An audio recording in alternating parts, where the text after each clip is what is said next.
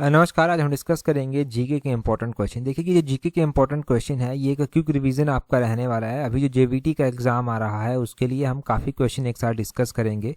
एक तरह से मैराथन क्लास आपकी ये रहने वाली है। इंपॉर्टेंट क्वेश्चन डिस्कस करेंगे, एटलीस्ट 50 प्लस इंपॉर्टेंट क्वेश्चन यहाँ पर डिस्कस करेंगे ताकि एग्जाम के लिए क्विक रिवीजन भी हो सके और हेल्प भी आपको मिल सके। अभी हम क्वेश्चन नंबर 1 से डिस्कशन को स्टार्ट करते हैं। बोलते हैं in economies all productive resources are owned and control by the government. तो एक ऐसी अर्थव्यवस्था जिसमें सभी उत्पादक संसाधनों का स्वामित्व जो है वो और नियंत्रण भी सरकार के पास होता है, उसे क्या कहते हैं? तो उसे सोशलिस्टिक इकोनॉमिक जो है वो बोलते हैं।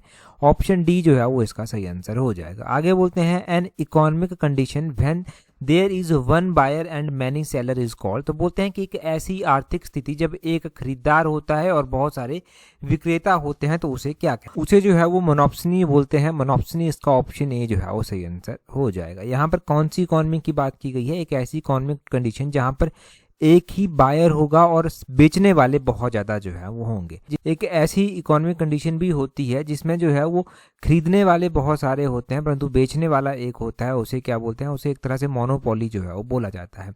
अगला क्वेश्चन देखिए क्या बोलते हैं। बोलते हैं the demand for the commodity और service what is the consequence of demand for something else is called. तो बोलते हैं किसी वस्तु या सेवा की मांग जो किसी और चीज की मांग का परिणाम है उसे क्या कहते हैं? उसे डिराइव्ड डिमांड जो है वो बोलते हैं। आप कहेंगे कि क्या ऐसे क्वेश्चन एचपीआरसी पूछेगा? तो ये क्वेश्चन एचपीआरसी के द्वारा पूछा गया है। ठीक है, तो ऐसे क्वेश्चन एचपीआरसी में पूछे जाएंगे। पूरी संभावना है, 100% संभावना ऐसी है। आगे बोलते हैं who was the spy who initiated the first major disturbance of the revolt of 1857 at Barrackpore by attacking a British officer. तो बोलते हैं वह सिपाही कौन था जिसने ब्रिटिश अधिकारी पर हमला करके जो बैरकपुर छावनी थी, बैरकपुर में जो है वो 1857 के विद्रोह की पहली जो गड़बड़ी थी या फिर आपका ये डिस्टर्बेंस जो थी वो क्रिएट की थी। तो ये की गई थी मंगल पांडे के द्वारा। मंगल पांडे इसका ऑप्शन सी जो है वो सही आंसर हो जाएगा। देखिए 1857 के विद्रोह के बारे में हमने बहुत बार पढ़ा है अभ्यास सीरीज में भी। आप मुझे कमेंट कर बताइए कि जब 1857 का विद्रोह हुआ था तो लखनऊ में उसको लीड कौन कर रहा था? लखनऊ में लीड कौन कर रहा था? साथ साथ में रिवीजन होता रहेगा। कमेंट आप लखनऊ का करेंगे परंतु बाकी चीजें भी आपके माइंड में यहाँ से आएंगी तो रिवीजन एक हो जाएगा। आगे बोलते हैं where are the eastern coastal plain located in India. तो बोलते हैं कि भारत में जो पूर्वी तटीय मैदान है वो कहाँ स्थित है? तो ये between eastern Ghat and the Bay of Bengal जो है वो स्थित है। ऑप्शन डी इसका सही आंसर है। Between the Eastern Ghat and the Bay of Bengal इसका सही आंसर हो जाएगा। अगले क्वेश्चन में बोलते हैं the unit used for measuring kinetic energy possessed by a body is. तो बोलते हैं कि किसी वस्तु के पास गतिज ऊर्जा को मापने के लिए जो उपयोग की जाने वाली इकाई है वो क्या है? ऑप्शन में पास्कल, केल्विन, जूल और हेनरी दिया गया है। तो जूल इसका सही आंसर हो जाएगा। ऑप्शन सी जो है वो इसका सही आंसर है।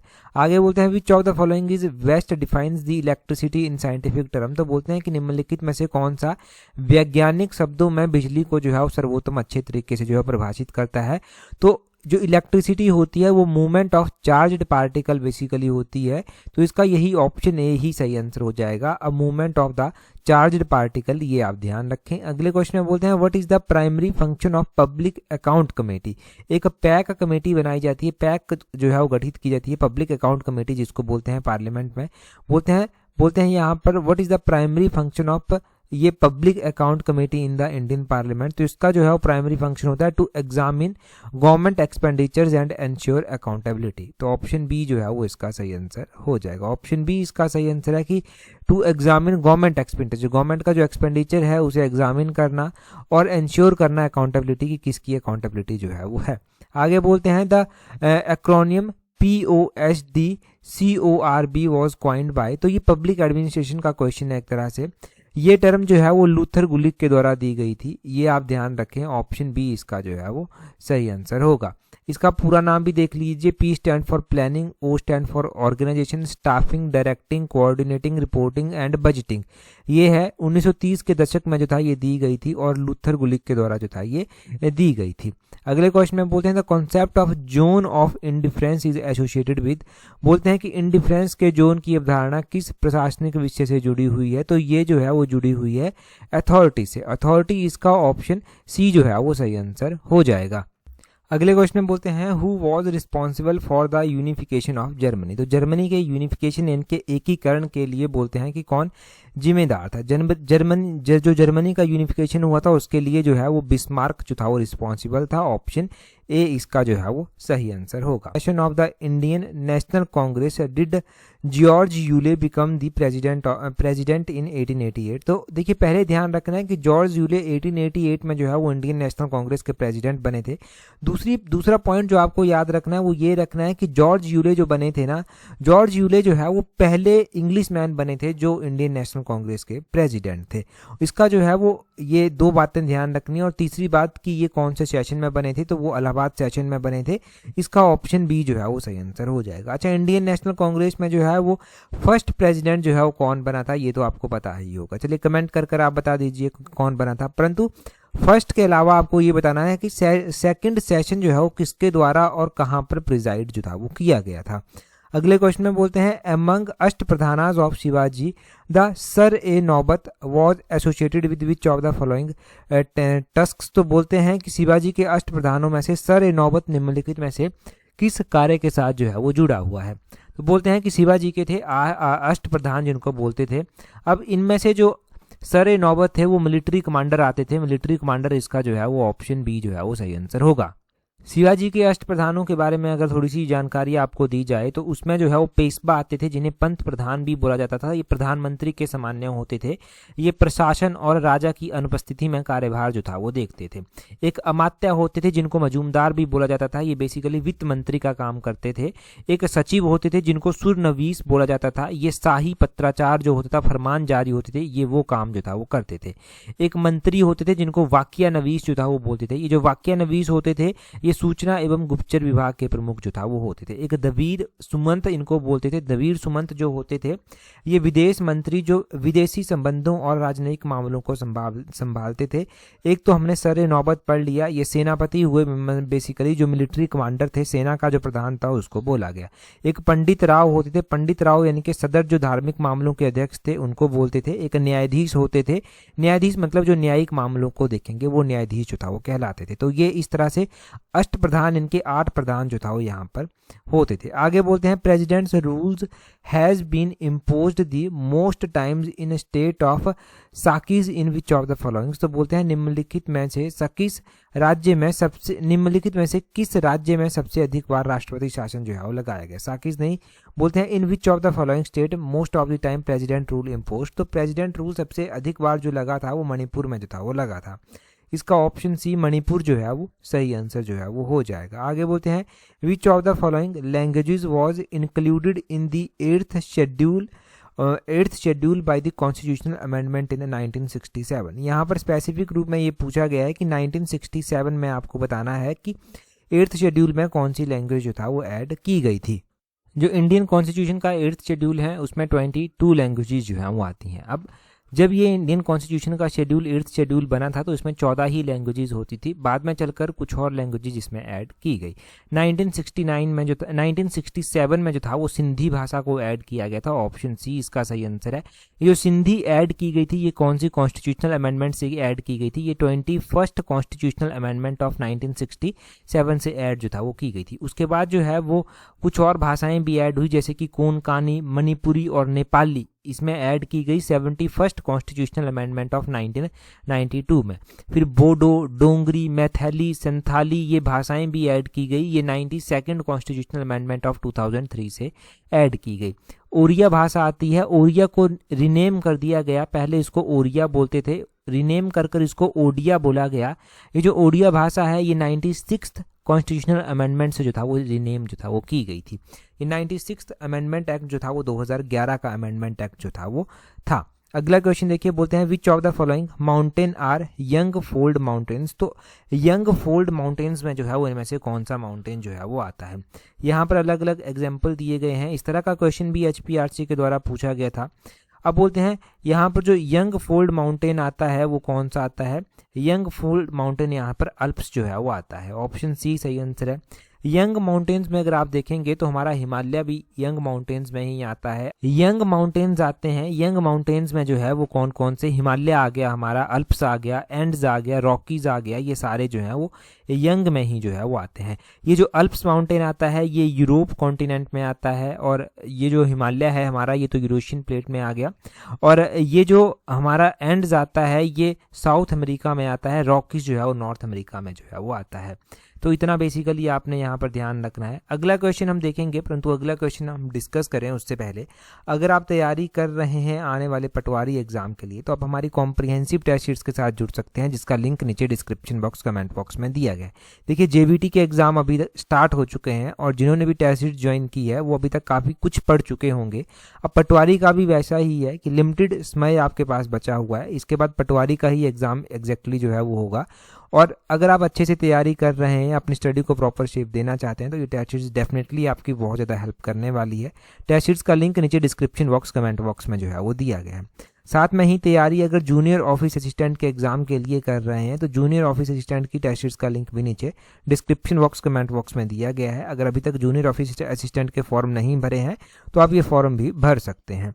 ठीक है जी, ये अच्छी अपॉर्चुनिटीज़ हैं दोनों ही आपके लिए। इसके बाद ना जाने कब मिलेंगी, तो अभी आप इनको अवेल कर सकते हैं। अगला क्वेश्चन देखिए क्या बोलते हैं the atmosphere of Venus is made of whose dense and yellow coloured mountain. तो बोलते हैं शुक्र ग्रह जो है ना, शुक्र ग्रह का जो वायुमंडल है वो घने और पित्तवर्णी बादलों से जो है वो बना हुआ है। तो ये कैसे बना हुआ है? ये सल्फ्यूरिक एसिड के जो बादल हैं उनसे बना हुआ है।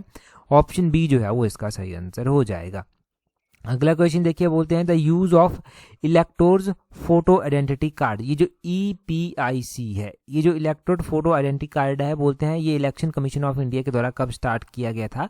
तो इसको स्टार्ट करने का ईयर था 1993। ऑप्शन बी इसका जो है वो सही आंसर हो जाएगा।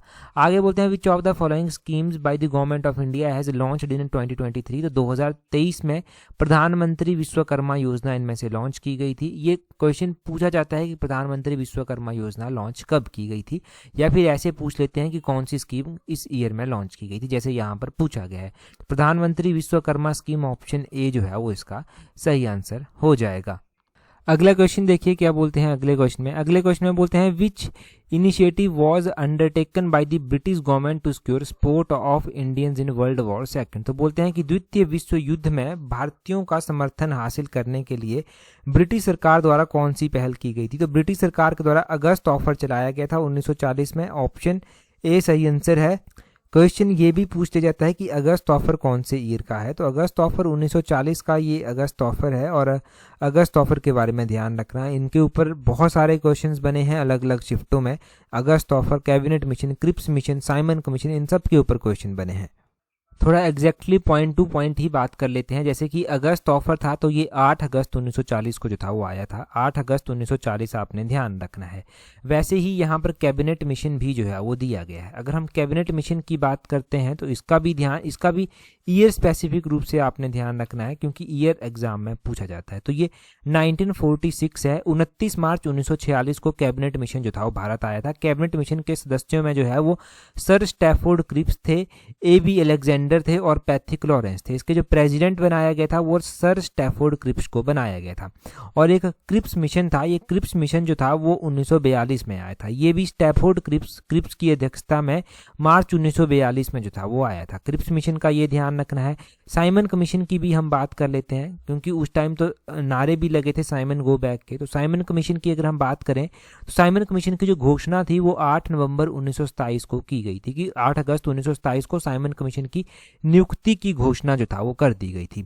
और 3 फरवरी 1928 को साइमन कमीशन भारत के मुंबई में आकर जो है वो पहुंचता है। तो ये भी ध्यान रखना है कि कब आकर जो था ये पहुंचा था। ठीक है जी। अगला क्वेश्चन देखिए, बोलते हैं which Italian traveller visit Vijayanagar empire during the reign of Devaraya first. तो बोलते हैं देवराय फर्स्ट के शासनकाल के दौरान किस इटाली यात्री ने विजयनगर साम्राज्य का दौरा किया था? तो ये निकोलो डी कॉन्टी के द्वारा किया गया था। ऑप्शन बी इसका सही आंसर हो जाएगा। अगले क्वेश्चन में बोलते हैं the presidents rules in a state can be extended every 6 month to maximize period of. तो बोलते हैं कि राज्य में राष्ट्रपति शासन को हर 6 महीने में अधिकतम अवधि तक बढ़ाया जा सकता है। कितनी अवधि तक इसको बढ़ाया जा सकता है, तो इसको लगभग 3 ईयर्स के लिए एक्सटेंड किया जा सकता है। ऑप्शन सी इसका सही आंसर हो जाएगा। आगे बोलते हैं in India who is refer to as the guardian of public purse. तो गार्जियन ऑफ पब्लिक पर्स किसको बोलते हैं? सार्वजनिक पर्स का गार्जियन जो है वो कैग को बोला जाता है, यानी कि controller and auditor general of को जो है वो बोला जाता है। जो कैग होता है, controller and auditor general of India, उसको बोलते हैं। यहाँ पर इसका ऑप्शन बी जो है वो सही आंसर हो जाएगा। कैग का आर्टिकल कौन सा है, एक तो आप ये कमेंट कर बताएंगे, क्योंकि यहाँ पर ना पेपर के लिए फाइनल टच दे रहे हैं तो ब्रेनस्टॉर्मिंग होना जरूरी है। एक फाइनेंस कमीशन का आर्टिकल और एक कैग का आर्टिकल, ये दोनों आपने कमेंट कर बताने हैं। ठीक है, जैसे जैसे कमेंट करते रहेंगे, भूलने वाली चीज़ें भूलेंगी नहीं, और देखकर भी कमेंट करेंगे तो बड़ा क्विक रिवीजन आपका यहाँ पर हो जाएगा, एटलीस्ट याद तो रहेगा पेपर के लिए। आगे बोलते हैं कंसीडर द फॉलोइंग स्टेटमेंट। यहाँ पर बोलते हैं Godavari India's 3rd longest river, की गोदावरी भारत की तीसरी सबसे लंबी नदी है। गोदावरी इज कॉल्ड वृद्ध गंगा, गोदावरी को वृद्ध गंगा भी बोलते हैं। Godavari rises from spring near Mahabaleshwaram, कि गोदावरी जो है वो महाबलेश्वरम के पास एक स्प्रिंग यानी कि एक झरना टाइप में उगती है। आगे बोलते हैं Godavari is also known as Dakshin Ganga. देखिए, एक तो गोदावरी को दक्षिण गंगा बोला जाता है, ये स्टेटमेंट यहाँ पर बिल्कुल सही दी गई है। और दूसरा आपने ध्यान रखना है कि गोदावरी को वृद्ध गंगा भी बोला जाता है, और गोदावरी जो है वो इंडिया की 2nd लॉन्गेस्ट रिवर है, ये ध्यान रखें। एक तो ये इंडिया की 2nd लॉन्गेस्ट रिवर है, दूसरी इसको वृद्ध गंगा बोलते हैं, तीसरी ये निकलती कहाँ से है, तो ये नासिक डिस्ट्रिक्ट से निकलती है, महाराष्ट्र में, नासिक डिस्ट्रिक्ट ऑफ महाराष्ट्र से ये निकलती है। चौथा, गोदावरी को दक्षिण गंगा भी जो है वो बोलते हैं, दक्षिण गंगा भी इसको बोला जाता है। तो ये चारों स्टेटमेंट्स आपके पास सही हो गई।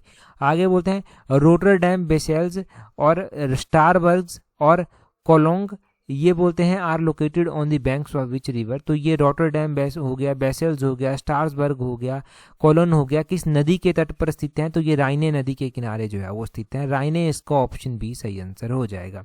आगे बोलते हैं कंसीडर द फॉलोइंग स्टेटमेंट। तो निम्नलिखित कथनों का विचार करेंगे। Light travels faster in air than in water, की लाइट जो है वो जो एयर है उसमें ज़्यादा तेज़ी से जो है वो यात्रा करती है एज़ कम्पेयर टू वाटर। और आगे बोलते हैं refractive index of air is greater than that of water, की वायु का जो अपवर्तनांक है वो जल से अधिक जो है वो होता है। तो यहाँ पर ना ये only one statement is correct, की पहली ही स्टेटमेंट सही है, क्योंकि refractive index of air is 1.003 while the water is 1.33। तो एयर का रिफ्रैक्टिव इंडेक्स देखो 1.003 होता है और वाटर का 1.33 होता है, तो वाटर का रिफ्रैक्टिव इंडेक्स ज़्यादा हुआ। आगे बोलते हैं फैथम इज यूनिट ऑफ, तो ये फाथम जो है वो किसकी इकाई है, तो ये डेप्थ की इकाई जो है वो होती है, डेप्थ की ये इकाई है फाथम। आगे नेक्स्ट क्वेश्चन में बोलते हैं फ्रॉम विच ईयर डिड फीमा प्रोमिलगेटेड, तो ये जो फेमा एक्ट था ना ये कब प्रख्यापित हुआ था, ये वर्ष 2000 में जो था वो प्रख्यापित हुआ था। ऑप्शन सी इसका जो है वो सही आंसर हो जाएगा। अभी तक अगर हम बात करें तो अगला क्वेश्चन देखिए, और ये शायद हमारा 30वां क्वेश्चन है, अभी तक 30 क्वेश्चन हम एटलीस्ट डिस्कस कर चुके हैं। First Monday of which month is observed as world habitat day, तो किस महीने का जो पहला सोमवार है उसको जो है वो विश्व पर्यावरण दिवस के रूप में मनाया जाता है, तो अक्टूबर, ऑप्शन बी सही आंसर है। First Monday of October is observed as world habitat day, ये आप ध्यान रखें कि अक्टूबर का पहला मंडे। अच्छा, अभी तक हम 30 क्वेश्चन जो है वो डिस्कस कर चुके हैं। अगला क्वेश्चन देखिए, ये HPRC के द्वारा पूछा गया था। अभी बोलते हैं which directive principle expressly calls for equal pay for equal work for both man and women. मैंने अभ्यास सीरीज में जो HPRC की अभ्यास सीरीज की उसके पार्ट नंबर 53 में, 53 ही पार्ट नंबर था शायद, उसमें पहला ही क्वेश्चन आपको ये कराया था और डिटेल से मैंने इसके बारे में बताया भी था कि आर्टिकल नंबर 39D जो है वो बात करता है equal pay for equal work की। आगे बोलते हैं which region gets monsoon at the last in summer, तो हिमालय जो है वो समर जो है, हिमालय में जो है वो गर्मियों में मानसून जो है वो आता है। आगे क्या बोलते हैं, यहाँ पर डिटेल में दिया गया है जो कि हम पहले पढ़ चुके हैं, थोड़ा सा बता देता हूँ। हिमालय में मिड जुलाई में, उससे पहले गैंजेटिक प्ले में आ जाता है अर्ली जुलाई में, ईस्टर्न घाट में मिड जून में आ जाता है या फिर अर्ली जून में, और वेस्टर्न घाट में जो है वो जून में जो है ये आता है। सबसे पहले ये कोरल के कोस्ट में जो है वो आता है।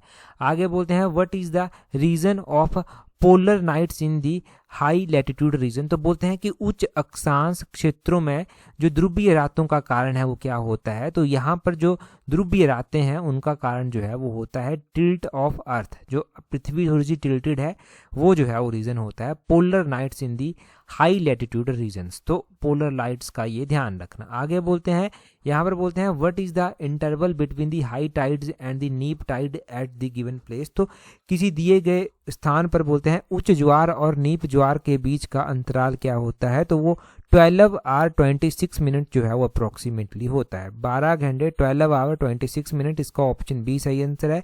और ये ऐसे ही ध्यान रखना है क्योंकि ये भी HPRC के द्वारा पूछा गया है। ठीक है, ये क्वेश्चन मैं बता रहा हूँ कि HPRC के द्वारा पूछे गए हैं, ये याद रखने हैं क्योंकि ये फिर से रिपीट होंगे क्वेश्चन। ठीक है, तो ये 1-2 नंबर के सीधे बनेंगे।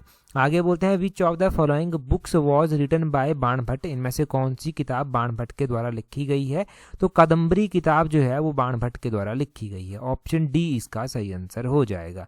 ड्यूरिंग 1857 रिवोल्ट एन 80-year-old जमींदार emerged as a key rebel commander. He belonged to which Rajput house. तो 1857 के विद्रोह में एक 80 वर्ष का जमींदार जो है वो बोलते हैं प्रमुख विद्रोही कमांडर के रूप में उभरा था। वो किस राजपूत घराने से संबंध रखता था, तो वो जगदीशपुर राजपूत घराने से संबंध रखता था। इसका ऑप्शन ए सही आंसर हो जाएगा, जगदीशपुर। अगले क्वेश्चन में बोलते हैं article 31 of Indian constitution provides minority with the right to. तो आर्टिकल नंबर 31 ये फंडामेंटल राइट्स में जो है वो आता है, फंडामेंटल राइट्स में आता है। इसमें बात की गई है establish and administer their own educational institution, कि अपना एजुकेशनल इंस्टीट्यूशन जो है वो बनाया जा सकता है, एस्टेब्लाइज किया जा सकता है और उसको एडमिनिस्टर भी जो है वो किया जा सकता है। आगे बोलते हैं which article governs the sharing of taxes between the union and state including प्रोजेस्ट from GST। तो बोलते हैं कि कौन सा अनुच्छेद जो है वो GST से प्राप्त आय सहित संघ और राज्यों के बीच करों के बंटवारे को नियंत्रित करता है, तो ये आर्टिकल नंबर 270 जो है वो करता है, आर्टिकल नंबर 270 करता है। ऑप्शन इसका बी जो है वो सही आंसर जो है वो हो जाएगा, आर्टिकल नंबर 270। आगे बोलते हैं if the temperature is 37 degree Celsius what is the temperature in Fahrenheit. तो बोलते हैं कि यदि तापमान 37 डिग्री सेल्सियस है तो फारेनहाइट में तापमान जो है वो कितना होगा। फारेनहाइट में ये 98.6 डिग्री फारेनहाइट जो है वो हो जाएगा। आगे क्या बोलते हैं, आगे बोलते हैं which of the following factor can. अच्छा, यहाँ पर जब टेम्परेचर की बात हो ही रही है तो जो नॉर्मल एक ह्यूमन बॉडी होती है, जो आम हमारा जो शरीर है उसका जो टेम्परेचर होता है वो कितना होता है, तो आम रूप में टेम्परेचर 37 डिग्री सेल्सियस ही होता है। ये वेरी करता है वैसे तो 36.1 से 37.2 डिग्री सेल्सियस के बीच में, और अगर हम फारेनहाइट की बात करते हैं तो ये लगभग 98.6 डिग्री फारेनहाइट जो है वो नॉर्मल बॉडी का टेम्परेचर जो है वो होता है, और ये वेरी करता है 97 डिग्री फारेनहाइट से लेकर 99 डिग्री फारेनहाइट तक। ये भी ध्यान रखना आप, इसके ऊपर क्वेश्चन बन जाता है। आगे बोलते हैं which of the following factor can lead to the depreciation of Indian rupee against US dollar. तो देखते हैं आप कई बार कि इंडियन रुपी जो है वो गिर गया, बढ़ गया, चढ़ गया, घट गया, इस तरह से बोलते हैं। तो बोलते हैं कि क्या कारण है जो भारत में जो है वो भारत की जो मुद्रा है अमेरिकन डॉलर के मुकाबले उसका डेप्रिसिएशन होता है, मूल्यह्रास जो है वो उसका होता है। बोलते हैं an increase in repo rate. देखिए रेपो रेट से उसके ऊपर कोई फर्क नहीं पड़ता, पहली स्टेटमेंट सही नहीं होगी। दूसरी में बोलते हैं large scale capital outflow bye foreign portfolio investor, की विदेशी पोर्टफोलियो निवेशकों के द्वारा जो है वो बड़े पैमाने पर पूंजी जो है वो बहिर्वाह उसका किया गया है। और आगे बोलते हैं widening of countries current account deficit, की कंट्री का करंट अकाउंट डेफिसिट जो है वो बढ़ गया है। अब देखिए अगर लार्ज स्केल में जो है वो कैपिटल आउटफ्लो होता है, यानी कि फॉरेन जो पोर्टफोलियोज इन्वेस्टर हैं वो एकदम से पैसा निकलवा लेते हैं, तब भी उसके ऊपर डेप्रिसिएशन में फ़र्क पड़ता है। डेप्रिशिएट होती है मनी तो डेप्रिशिएट होती है करेंसी, तो दूसरी स्टेटमेंट सही है। और कंट्री का अगर करंट अकाउंट डेफिसिट ही बढ़ जाता है तब भी ये जो है वो वाइडन होती है, तब भी ये डेप्रिशिएट होती है करेंसी। ऑप्शन इसका तीसरा भी सही है। तो बोलते हैं चूज द करेक्ट कोड, यहाँ पर दूसरा और तीसरा जो है वो करेक्ट हो जाएगा, पहला करेक्ट जो है वो नहीं होगा। अभी हम लगभग 40 क्वेश्चन कर चुके हैं। अगले क्वेश्चन में बोलते हैं which of the following come under the quaternary sector. तो बोलते हैं निम्नलिखित में से कौन सा जो है वो चतुष्कोणीय क्षेत्र के अंतर्गत जो है वो आता है। तो information and technology option A जो है वो इसका सही आंसर है। ये क्वेटनरी सेक्टर के अंडर आता है। बेसिकली प्राइमरी, सेकेंडरी और टर्सरी सेक्टर तो हमने पढ़े ही हैं, परंतु एक जो है एक क्वेटनरी सेक्टर भी होता है और उसमें ये इंफॉर्मेशन टेक्नोलॉजी जो है वो आता है। प्राइमरी सेक्टर में जो है वो जो चीज़ें जैसे कि माइनिंग, फिशिंग, एग्रीकल्चर से रिलेटेड हो गई वो आती हैं। सेकेंडरी सेक्टर में जैसे कि हमारे पास जो फिनिशिंग गुड्स हो गई, टॉय बनाना, कार बनाना, फूड हो गया, क्लोथ हो गया, ये सब जो है वो सेकेंडरी सेक्टर में आता है। इसको इसलिए मैन्युफैक्चरिंग सेक्टर भी बोलते हैं। एक हमारे पास टर्सरी सेक्टर आता है। टर्सरी सेक्टर में जो है वो वाइट कॉलर जॉब्स बेसिकली जो है वो आ जाती हैं, इसलिए इसको जो है वो सर्विस सेक्टर भी जो है वो बोला जाता है। और क्वेटनरी सेक्टर में हमारे पास जो रिसर्च से रिलेटेड है जैसे कि आईटी सेक्टर हो गया, ये सब जो है वो आता है। आगे बोलते हैं who among the following is also known as the founder of the macro economics as a separate discipline. तो बोलते हैं निम्नलिखित में से एक पृथक विषय के रूप में जो है वो समष्टि अर्थशास्त्र के प्रवर्तक के नाम से किसे जाना जाता है। तो ये जॉन मेनार्ड नीज को जाना जाता है। ऑप्शन डी इसका जो है वो सही आंसर होगा। आगे बोलते हैं income and employment theory is the other name for which branch of economics. तो बोलते हैं कि आय और रोजगार सिद्धांत अर्थव्यवस्था की, अर्थशास्त्र की किस शाखा का दूसरा नाम है। तो ये मैक्रो इकोनॉमिक्स का नाम है। मैक्रो इकोनॉमिक्स, ऑप्शन डी जो है वो इसका सही आंसर हो जाएगा। आगे बोलते हैं the concept of wages, rent, interest and profit are studied under which branch of economics. तो बोलते हैं मजदूरी, किराया, ब्याज तथा लाभ की अवधारणाओं का अध्ययन अर्थशास्त्र की किस शाखा में किया जाता है। तो ये माइक्रो इकोनॉमिक्स में किया जाता है। ऑप्शन बी इसका सही आंसर है। ये माइक्रो इकोनॉमी क्या है, मैक्रो इकोनॉमी क्या है, तो ये डेफिनेशंस अच्छे से समझ लेना, क्योंकि HPRC में यहाँ से भी क्वेश्चन बनते हैं। अगले क्वेश्चन में बोलते हैं what is a type of good for which demand increasing at its prices rises. तो बोलते हैं कि जो एक प्रकार का माल है, बोलते हैं जिसकी कीमत बढ़ने पर मांग भी बढ़ जाती है, उसे क्या बोलते हैं। तो उसे गिफन गुड्स जो है वो बोला जाता है। और गिफन गुड्स के ऊपर HPRC में क्वेश्चन बने हैं। देखिए जिन्होंने रेगुलरली अभी तक ना वीडियोस को फॉलो किया है उनका रिजल्ट बड़ा ही पॉजिटिव जो है वो एग्जाम में रहा है। और बहुत सारे एस्पिरेंट्स जो है वो कमेंट्स करते हैं, मैसेज करते हैं, मेल्स करते हैं कि अब जो है वो सिलेक्शन हो चुकी है। कईयों ने प्री निकाल लिया होता है, कईयों ने जो है वो फाइनल रिजल्ट में जो है वो अपना नाम पाया होता है। तो अगर आप कंटिन्यूसली फॉलो कर रहे हैं, कंटिन्यूसली मेहनत कर रहे हैं, तो डेफिनेटली आपको एक पॉजिटिव रिजल्ट देखने को मिलेगा at the end of day. अब अगर आप ये सोचेंगे कि एक ही पेपर देंगे, एक ही बार मेहनत करेंगे और नौकरी लग जाएगी, तो वैसा सबके साथ नहीं होता। कंटिन्यूसली मेहनत करनी पड़ती है, तभी पॉजिटिव रिजल्ट आते हैं। जैसा HPRC का ट्रेंड है, हम उसके अकॉर्डिंग क्वेश्चन डिज़ाइन कर रहे हैं। नए क्वेश्चंस जो हैं वो जनरेट किए जा रहे हैं और नए तरह के क्वेश्चंस जो हैं वो नए एग्जाम्स के लिए बहुत ज़्यादा हेल्पफुल जो है वो साबित भी हो रहे हैं।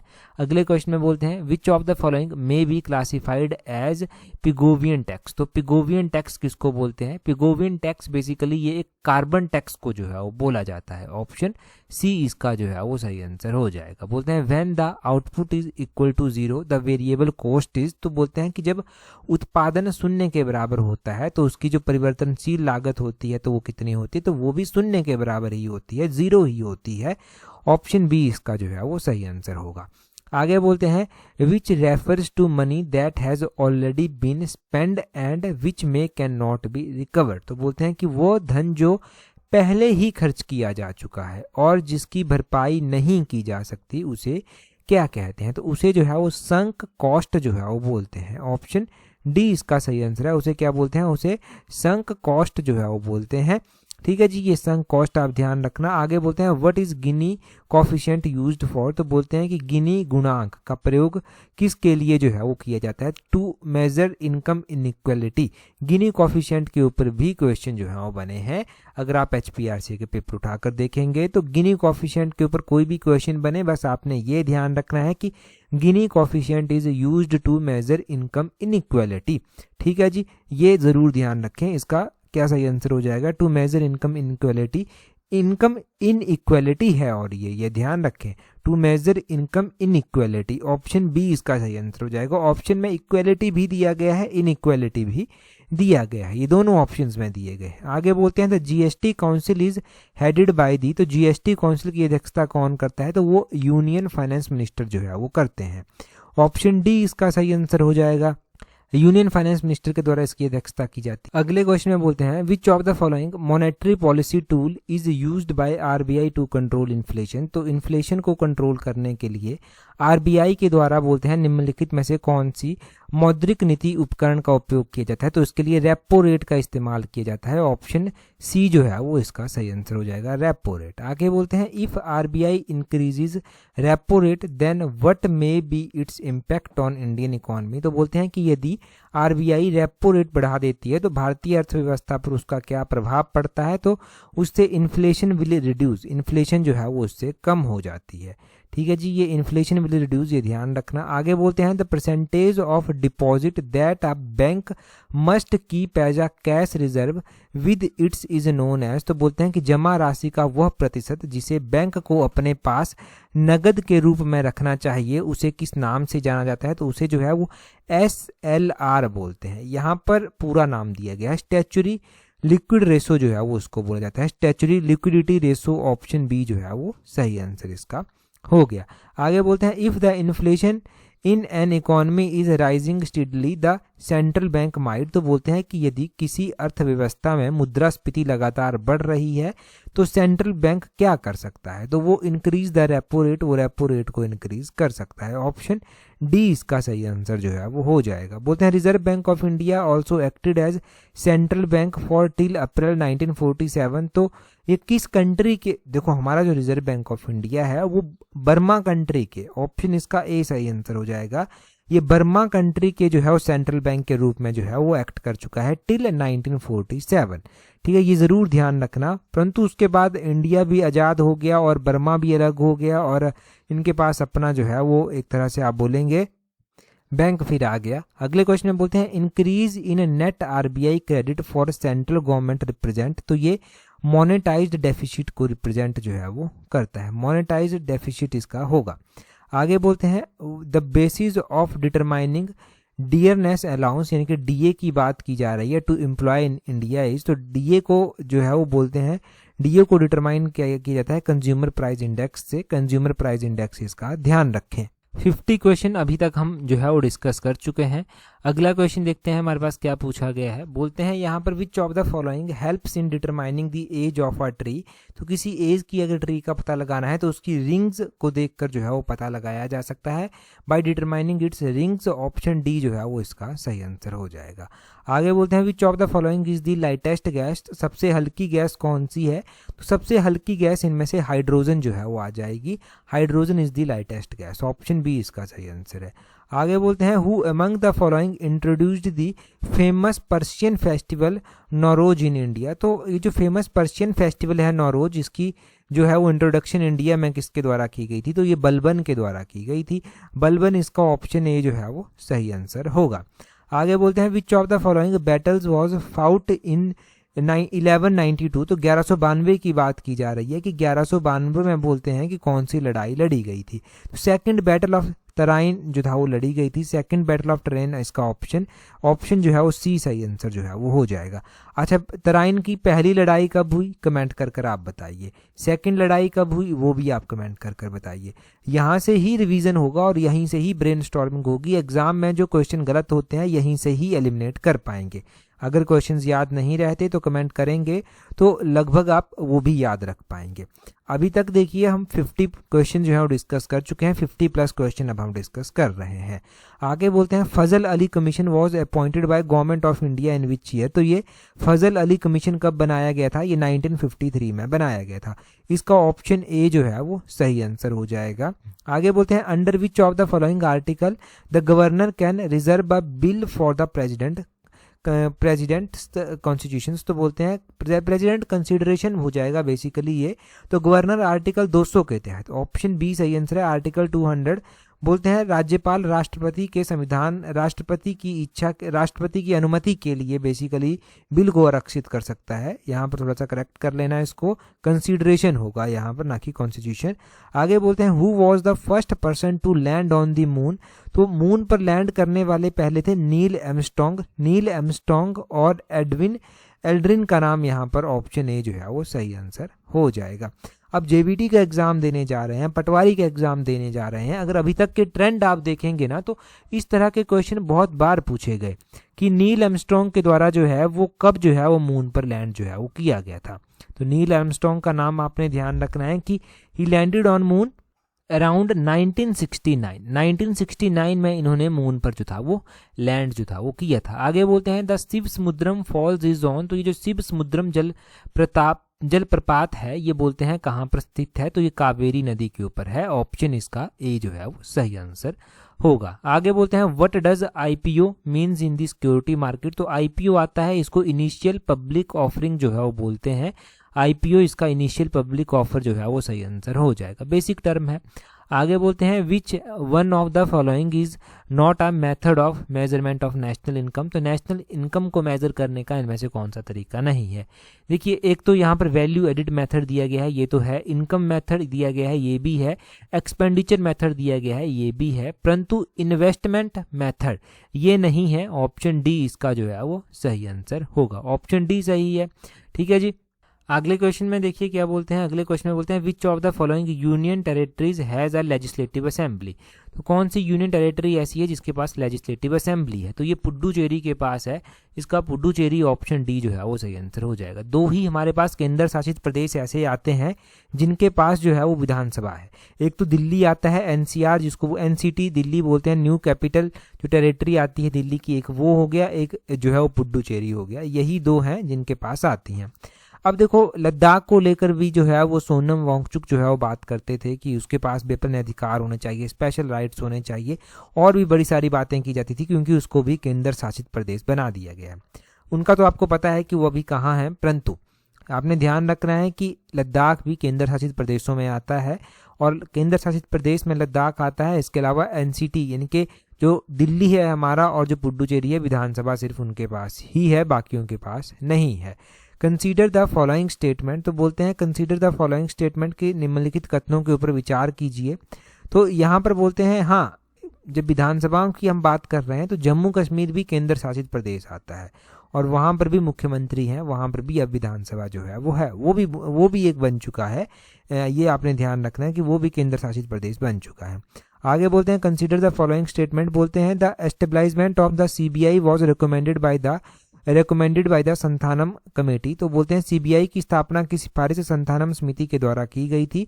सीबीआई वाज एस्टेब्लिश्ड इन 1963 की सीबीआई 1963 में बनाई गई थी।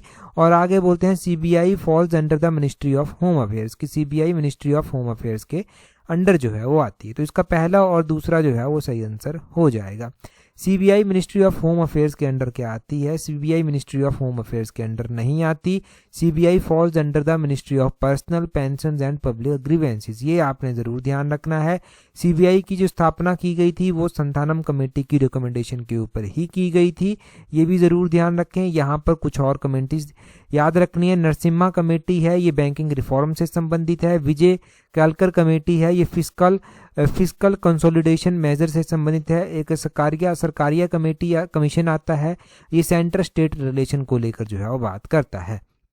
अगले क्वेश्चन में बोलते हैं मैच लिस्ट 1 एंड लिस्ट 2, तो सबसे पहले सूरत स्प्लिट, फिर मुस्लिम लीग की फॉर्मेशन की बात, फिर मॉर्ले मिंटो रिफॉर्म, फिर दिल्ली दरबार की बात यहाँ पर की गई है। ऑप्शंस हमारे पास जो है यहाँ पर देखिए, यहाँ पर 4 चीज़ें हैं और ईयर हमारे पास जो दिए गए हैं वो 5 दिए गए हैं। सूरत जो विभाजन हुआ था वो कौन से ईयर में जो था वो हुआ था। सूरत स्प्लिट का ध्यान रखना है कि ये जो है वो बेसिकली 1907 में जो था वो हुआ था, तो पहले का हो जाएगा ई के साथ मैच। और दूसरा है हमारे पास मुस्लिम लीग की स्थापना जो था वो कब की गई थी, तो मुस्लिम लीग की स्थापना जो है वो ये भी आपने ध्यान रखना है कि मुस्लिम लीग की स्थापना 1906 में की गई थी, दूसरे का ए हो जाएगा। तीसरे में दिया गया है मॉर्ले मिंटो रिफॉर्म, ये 1909 में आया था, तो डी इसका हो जाएगा। चौथे नंबर पर दिया गया है दिल्ली दरबार जो है वो कौन से ईयर में लगा था, ये 1911 में लगा था, तो इसका ऑप्शन बी हो जाएगा। इस तरह से ये हो जाएंगे, तो पहले का ई, दूसरे का ए, तीसरे का डी, चौथे का बी जो है वो हो जाएगा। ठीक है, इसका ई ए डी बी, ये E A D B option B जो है वो सही आंसर आ गया। यहाँ पर देखिए वही मैच किया गया है। आगे बोलते हैं which of the following religious personality had a great influence over Shivaji, तो शिवाजी के ऊपर जो मुख्य प्रभाव था वो संत रामदास जी का था, जिनको अपना ये धार्मिक गुरु के रूप में भी मानते थे, संत रामदास जी। इसका ऑप्शन डी जो है वो सही आंसर हो जाएगा। बोलते हैं when did Hitler become the chancellor of Germany, तो हिटलर जर्मनी का चांसलर भी बना था, वो जनवरी महीने की 30 तारीख को बना था, 1933 में जो था वो बना था, जनवरी 30 1933। इसका ऑप्शन सी जो है वो सही आंसर हो जाएगा, ये आप ध्यान रखना। आगे बोलते हैं black soil is primarily found in which major geographical region of India, तो काली मिट्टी बोलते हैं भारत के मुख्यतः किस भौगोलिक क्षेत्र में पाई जाती है, डेक्कन प्लेट्यू में जो है ये पाई जाती है। कहाँ पर, डेक्कन प्लेट्यू में जो है ये पाई जाती है, तो ऑप्शन डी इसका सही आंसर होगा। बोलते हैं the boundary between earth crust and mantle is known as, तो उसको मोनो डिस्कंटिन्यूटी जो है वो बोलते हैं। Mono discontinuity basically earth crust और मेंटल के बीच में आता है, इसके ऊपर भी अलग से क्वेश्चन बन सकता है। अगले क्वेश्चन में बोलते हैं which of the following is not correct, तो बोलते हैं the world's first female prime minister was Sirimavo Bandaranaike, तो आगे बोलते हैं कि पहली वर्ल्ड की जो पहली फीमेल प्राइम मिनिस्टर है वो जो है वो सिरिमावो है। दूसरे में बोलते हैं first women president of a country was Maria Estela Peron, की किसी भी कंट्री की जो पहली महिला प्रेसिडेंट बनी थी वो मारिया स्टिलिना बनी थी। चौथे में बोलते हैं first man to reach north pole Robert Peary, की रॉबर्ट पीरे सबसे पहले नॉर्थ पोल पर पहुंचे थे। और आगे बोलते हैं first man to reach south pole, south pole पर सबसे पहले जो है वो रोनॉल्फ फिनिश पहुंचे थे। अगर हम पहली महिला प्राइम मिनिस्टर की बात करते हैं तो वो सिरिमावो ही बनी थी, और पहली महिला प्रेसिडेंट की बात करते हैं तो मारिया स्टिलिना ही बनी थी, और नॉर्थ पोल पर पहुंचने की बात करते हैं तो रॉबर्ट पीरे ही पहुंचे थे। साउथ पोल वाला जो है वो नॉट करेक्ट है, ये सही नहीं है। यहाँ पर देखिए first man to reach south pole was Roald Amundsen, इनका नाम ध्यान रखना है, इनका नाम ध्यान रखें, रोल्ड एम्युंसन इनका नाम है। First person to go on both poles, यानी कि नॉर्थ पोल पर भी साउथ पोल पर भी जाने वाला पहला व्यक्ति था, कौन सा, रनुल्फ फिनिश, जिनका नाम यहाँ पर दिया गया। प्रोनाउंसिएशन थोड़ी देख लेना अपने हिसाब से। आगे बोलते हैं the term for norms that are widely observed and have great moral significance law against murder is, तो बोलते हैं मानदंडों के लिए जो शब्द व्यापक है या फिर व्यापक माना जाता है और जिसका महान नैतिक महत्व है वो कौन सा है, तो वो मोर्स आ जाता है, ऑप्शन डी जो है वो इसका सही आंसर है। आगे बोलते हैं law of exercise is the 3 law among learning who developed these laws, तो ये E.L. थॉर्नडाइक के द्वारा दी गई थी, ऑप्शन डी इसका सही आंसर हो जाएगा। अगला क्वेश्चन देखिए आपके लिए, ये अंग्रेजी का एक क्वेश्चन है। बोलते हैं select the most appropriate antonym of given word, आपको एंटोनियम बताना है किसका, एस्केलेट का। एंटोनियम का मतलब क्या होता है, अपोजिट मीनिंग, तो अपोजिट मीनिंग बताना है एस्केलेट का, ये आप कमेंट कर बताएंगे। 4 ऑप्शंस आपके पास दिए गए हैं, जल्दी से कमेंट कर बताइए। क्वेश्चन और भी आपसे बीच में पूछे गए हैं। अगर आपने टेलीग्राम पर हमें अभी तक ज्वाइन नहीं किया है तो टेलीग्राम पर ज्वाइन करने के लिए अपने टेलीग्राम से @allexam31 सर्च करना, आपको हमारा टेलीग्राम चैनल मिल जाएगा। आज की इस वीडियो में इतना ही है, जिनका भी एग्जाम है उनको all the best. That's all for today, thank you very much for watching and listening it very patience.